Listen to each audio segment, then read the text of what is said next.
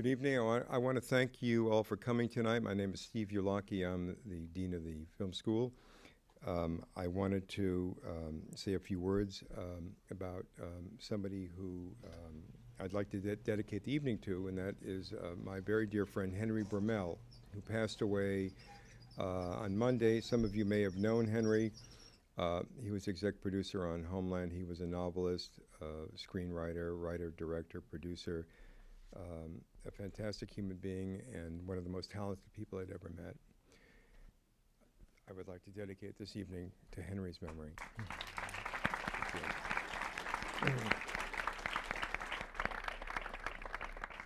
I would like to now introduce you to the man who has made this evening and many earlier over the past several years evenings possible through his generosity and support of our program, Mike Steed.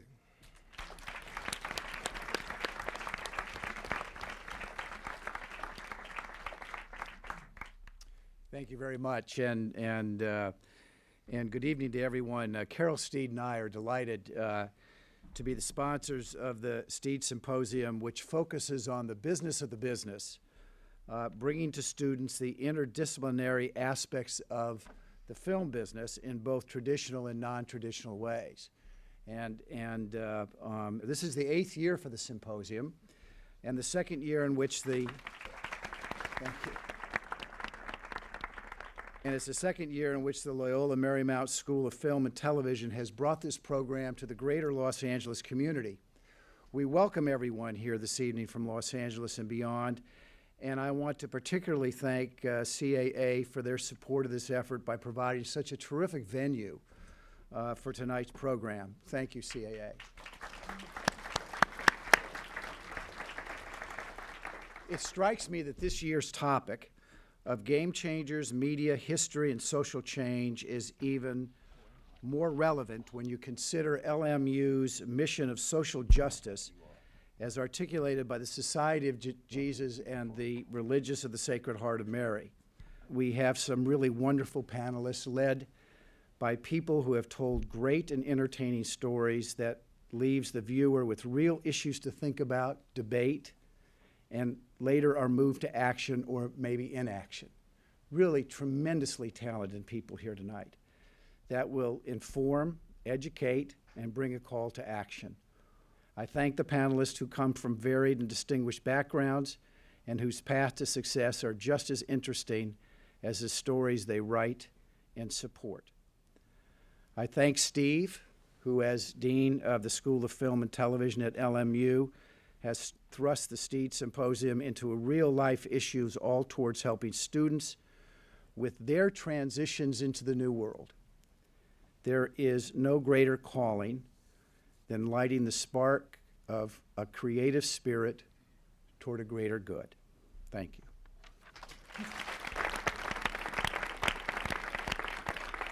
Is it on now? Well, we're out of time, so thanks so much for being here. Let me introduce our panelists, starting with Jonathan King, who's Executive Vice President and participant, made films from No to An Inconvenient Truth, a company with a real social conscience. Hello. Kirby Dick, a bomb thrower if ever there was one, whose films include Sick, this film is not yet rated, Invisible War, Kirby Dick.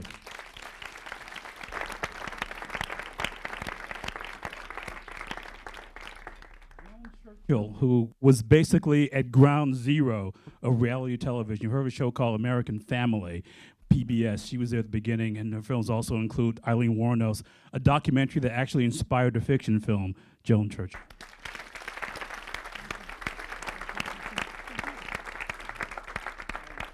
Who's been involved with over 50 documentaries, including I Weiwei Never Sorry, the producer, Julie Goldman.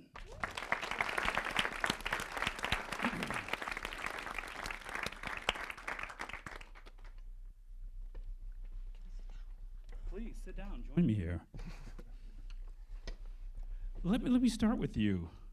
And Jonathan, because this is media, history, and social change, when you guys got involved, when you got the pitch for An Inconvenient Truth, what did that film say to you? You know, Jeff had seen Al Gore's slideshow. Jeff Skoll, who founded my company, had seen Al Gore's slideshow and said, you know, more people should see this, let's tape this. and Davis Guggenheim, who directed the movie, was consulting. He was the head of documentaries, right? That's at right, because I Carter. was meeting with him, and he's like, I think I might go and make a And film. he's like, well, I guess I'll do it. I'll shoot it. And he started following Al Gore, and it turned into that. And when they saw it, I think they knew they had something special. And is it because these movies feel like there's always some need to sort of provoke conversation to remind people that movies have a responsibility socially. Well, that's the motivating idea behind the company, is to say, okay, to use, in my case, since I work on the fiction features, to use just movies to provoke conversation and action and hopefully change about issues, but using commercial movies that compete with every other movie on a Friday night. And we have a movie in release now called Snitch that is, mainstream movie making. And for you, Julie, how important is it to be involved with a film that has a social conscience? Because basically everything you've done is kind of at that. A lot of films have. I mean, there's, I think, even films that I don't think necessarily do somehow find, like I did a film called Buck, which is about the real life horse whisperer, and I didn't really think it was going to, affect change, but it so happens that Buck had a really abusive and horrible father, and people responded. I mean, we get emails all the time. Screenings were amazing. I mean, when Buck would come and speak and talk about things, and people would just stand up and start testifying, it was like being in some kind of a 12-step meeting. It was really a trip, and so that was unexpected. And also, his foster mother fostered 20 kids, and so that was something that inspired people too. So even like, I don't think I choose a film because I'm like, oh, I want to see this change. It's like the subject and the filmmaker and the team, and then if all goes well, even unexpectedly, it can make change. And certainly it's to make people aware of something they didn't know about before. Because I've got to wonder for you as well, Curry, because some of the films you've done have basically taken things that obviously speak to you in some way or another, but things that need to be addressed, things that people don't talk about. Actually, so many of your films are about the kinds of things that lots of people want to hide away, and that seems to be a real kind of motivation for you as a storyteller. Well, it's true. I mean, I think that's one of the things that's obviously very dramatically, not only for audiences, I mean, to go into a world that people normally don't see, but also psychologically. If you see people covering something up like, this film on rape in the military, it's very hard for these people to talk about it. You're dealing with some very complex psychological issues. So obviously, whether it's a feature film or a documentary, the subject or the main characters are really what are carrying the film. And if you're able to delve into those kind of psychological experiences, I think it makes for a rich cinematic experience. That story too is this kind of thing that Kirby's talking about. Is this sort of the story that needs to be told, and again, the kind of, I think you all end up making films that people think that they're compelled to see, whether they feel like they want to see them or not, and that seems to be something that drives you as a storyteller. Yeah, but I think we try to be entertaining usually as well, but to have a serious point to make with the films. Do you find that that's a tough line to kind of balance? Because again, I do think that the reason I said that American Family was kind of ground zero, because it really changed the way people experience documentaries. Before that, a documentary was there to make social points, to drive these things home, and really present facts in a fairly dry way. And there was a shift in the sand. You also working with the Maisels brothers, who were doing that kind of thing as well in theatrical stuff. But having American Family on television changed that quite a bit. I agree, and I think so often people think of documentaries as interviews and B-roll, and you might as well write a book.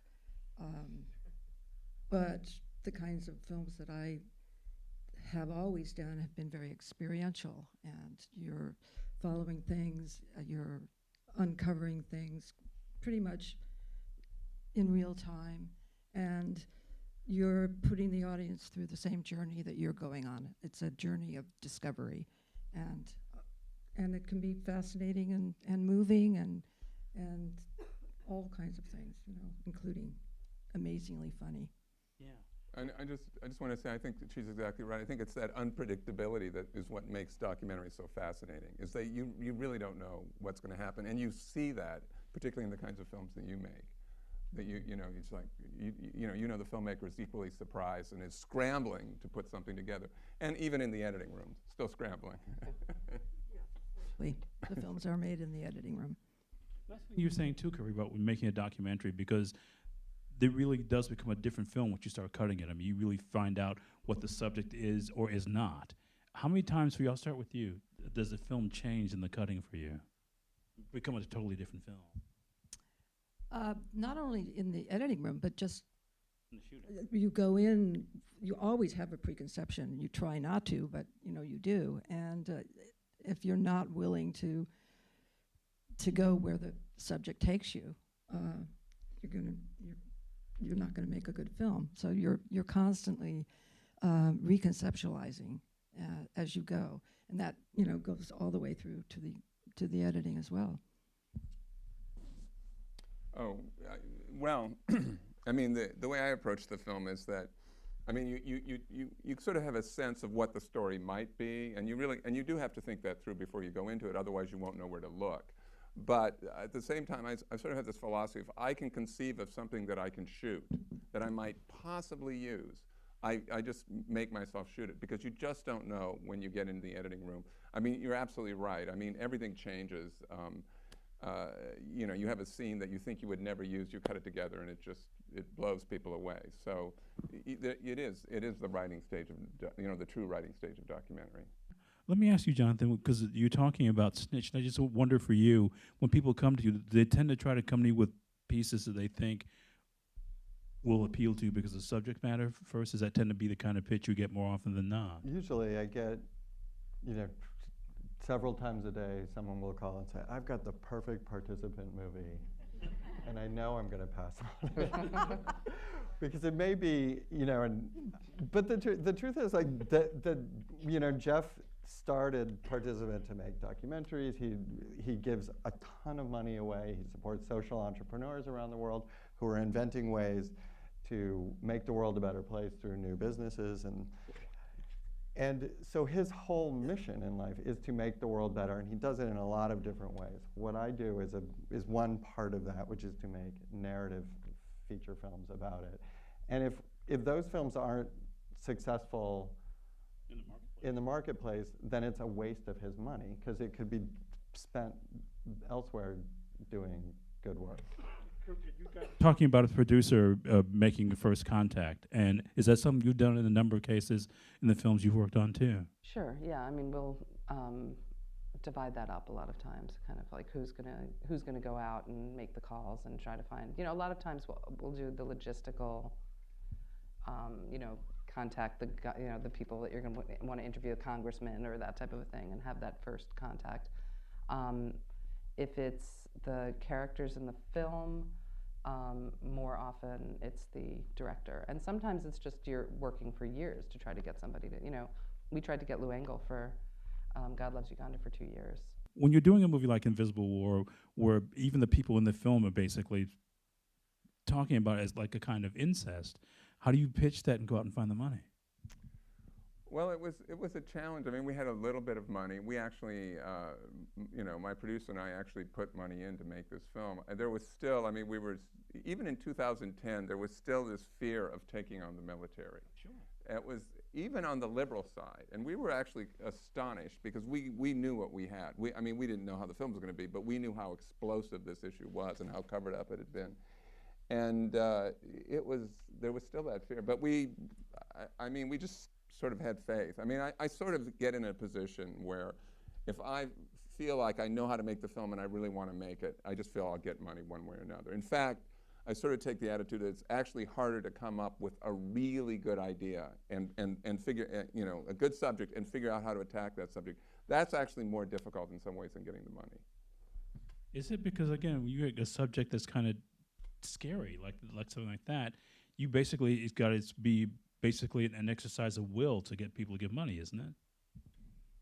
Oh, no, I don't think, well, it's will in the sense that, yeah, everything Don't give up. that you do, but it's more strategy. I mean, it's more how, again, it's this pitch that you get all the time. I mean, perfect for, Perfect for I know, the alliteration right there, perfect for a participant. Right.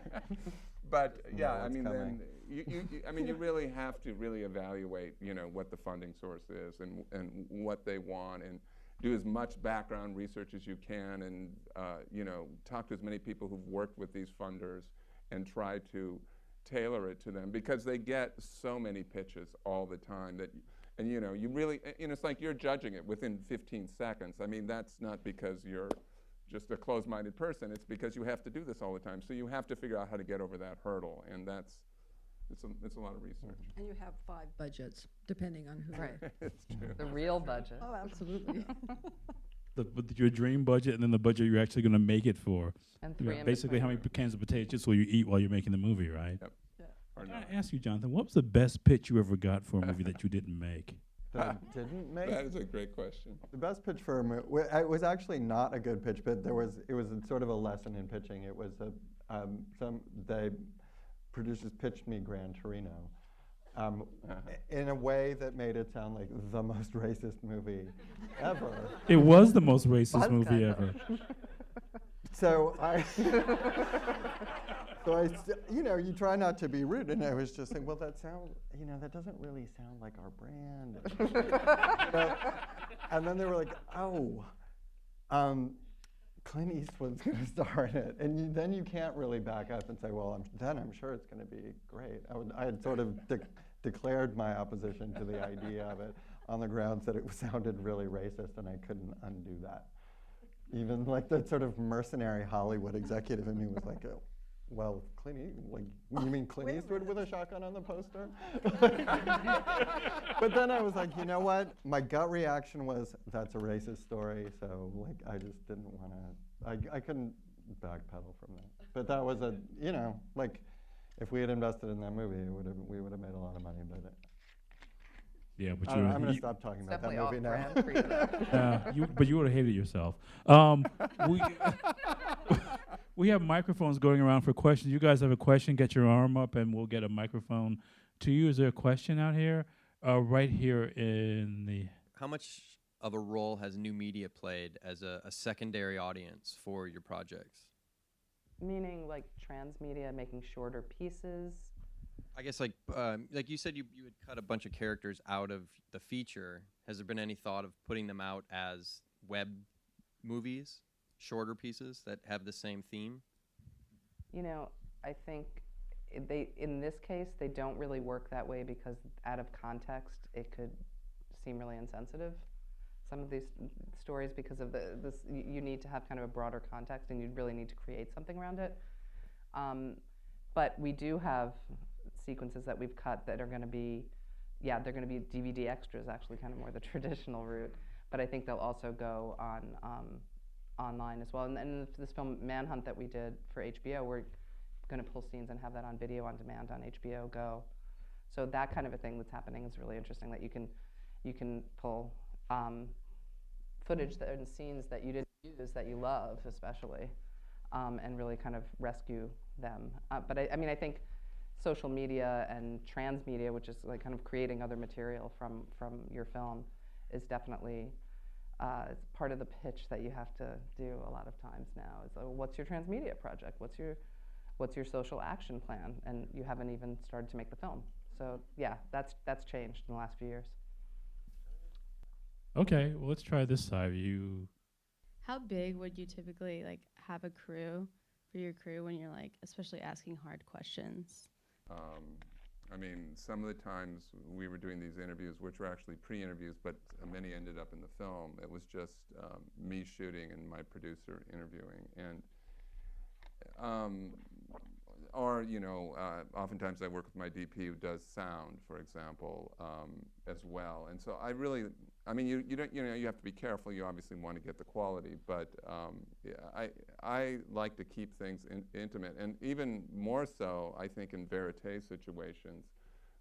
you know, if you can, in my experience, I mean, I sometimes, you know, 2 people is almost ideal. What are the benefits to a crowdsourcing website such as like Seed and Spark or Indiegogo or Kickstarter as opposed to the traditional ways of funding? There's one benefit is you don't have to pay the money back. Yeah.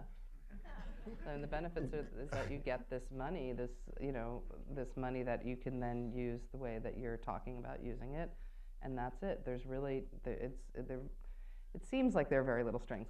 However, you do need to be careful on the other side because you also tend to make a lot of promises for those, you know, $10,000 for this, da, da, da. I know with Ai Weiwei, there was a promise of, you know, you would be the first to be able to see the film when it comes out or to download it when it comes out. What does come out mean? It was at Sundance. It hadn't been theatrically released, and it was going to be theatrically released, and suddenly everybody was like, it's out, and I want my download. Well, you can't give people the film before it's theatrically released. So we had to set up this whole thing where people could log in and watch it, the special thing, and apologize. I mean, it is complicated, and you have to be really cautious about how you word things, what you promise, and you can spend a lot of time like mailing things out to people, and it can be really, you need like a team of volunteers who love your project to work with you on fulfilling the promises a lot of the time. Fulfillment is a big obligation that you're taking on if you're promising anything, and you have to be really clear about it. But it is, you know, it dilutes responsibility also. Like you don't have one person to answer to. You're not promising anyone creative input on your movie either. Like where you take $1 million from one person to make your documentary, they're going to have a say in what they want to see, all the cuts. They want endless things. I'm sure you can. It's a lot of freedom. If you get, you know, $10 from 100,000 people, they're like, great, show it to me when it's done. My question is that like, what do you set your budgets at for these documentaries, and you know, what is an average budget, and how do you forecast to make those budgets? As I said, five budgets depending on who you're approaching. Seriously. But Go ahead, sorry. well, I would say again, I mean, go to other people who've made films and get their budgets. I mean, if you're making a documentary, you should really try to develop relationships with people who've already done it, because everyone making their first film, certainly, and especially their first documentary, it's like, you know, the first day of school. You just don't, you know, for the first time, and even for the 5th and 6th time, you still don't know. So that you want to develop relationships with other people who've done it before, just to, you know, to get their tips on how to make the film. But also, you want to be close enough so you can get their budget and have it sent to you. And even if it's sent to you, you know, without what the total numbers are, you know, how much the shoot days are and all that. So that's what. Plus, you can get a lot of that stuff online now, actually. Yeah. So, yeah. I mean, it's not like there's a price, like all documentaries cost X, Y, or Z, but they shouldn't cost too much anymore unless you are going to have a lot of travel, especially international travel, have a lot of archive that you're going to have to license and pay for, have a lot of music that you're going to have to license and pay for. Other than those kind of big ticket costs, you should be able to keep it reasonable. I'm just curious, in this new age of reality TV, you know, the genesis having been An American Family and the 7 Up series on PBS, and it kind of now gravitates towards this like exploitative nature. Do you ever feel any sort of pressure from your studios or your financiers to turn your subjects into almost a source of comedy or exploitative in nature, or is that not part of the conversation when you make documentary film, that you can maintain your integrity and stay true to the subject matter and your intention? I mean, I've sort of been fortunate that I haven't really been in that situation. I mean, in some ways, I think, you know, as filmmakers, you should have a strong enough vision that you almost kind of shame people in a way. I mean, you don't put it out there, but there's a lot of ways. If you feel that kind of pushback, I mean, you know, you're passionate enough about what you do and you have a sort of high enough standards that you just sort of very delicately phrase that in such a way that it is sort of embarrassing to continue to keep that position. I don't know if that kind of answers the question. I mean, relationship with executives is a fascinating thing. I mean, I mean, it's in a great way. No, I mean, no, it's kind of like being president. I mean, everything is coming at them. So I know this is my feeling. You continually have to think about how they look at things. And I mean, one of the things I do with my producer is before I send anything out to an executive of any significance at all, I always have somebody else read it, and hopefully it's my producer. It just never goes out, no matter what. Even if it's oftentimes the simplest thing, it just always does that, because you want to really keep those relationships really close and warm, because there will be times when you're going to have to call on them to really pull something out, whether it's legal or financial or whatever. And you really want to, your partners. I mean, they have maybe you have different objectives, but you're very close partners, particularly on something like documentaries, where this is not a huge money-making thing. I mean, they're in it for the passion too. So it's kind of a rambling question, but. I mean, I think you could, anybody could try to break into reality if they want to, that work in documentaries. I just don't think, I can't imagine anybody coming to Kirby and say, can you do some Honey Boo Boo for us? It just seems too weird to me. But yeah, I mean, I think that also, I consider it fortunate. I've been fortunate that I haven't had to take that road. Yeah. The same for me. I've never been asked to shoot a commercial. I've never been interested. Every time I walk on a set, I fall asleep. I've never been interested in shooting something, over and over and over and over again. And my skill is of a certain sort, which is basically following people with a camera, and somehow it's still magic to me when I see it, on a screen. And it's just a wonderful way to live life. But I don't think anybody would ever ask me to do the kind of work you're talking about. Maybe just because I've been around for so long that I'm known as a certain kind of a cinematographer / filmmaker. So in a way, I guess, I'm lucky as well. I think it's really important to know who you're getting in business with and who you're taking. If you're taking substantial amounts of money that come with obligation, who are these people, and is your goal the same? Because constructive conversation and argument about how you're getting there is super productive, rewarding, I think, as a two-way street, and usually results in the best version. But you have to agree at the outset what you're going for, what kind of work you're going for. Because if you're not 100% in sync on that, then you're going to be in trouble. Well, before hypothermia sets in, let me thank the panel, Joan and Jonathan and Julie and Kirby.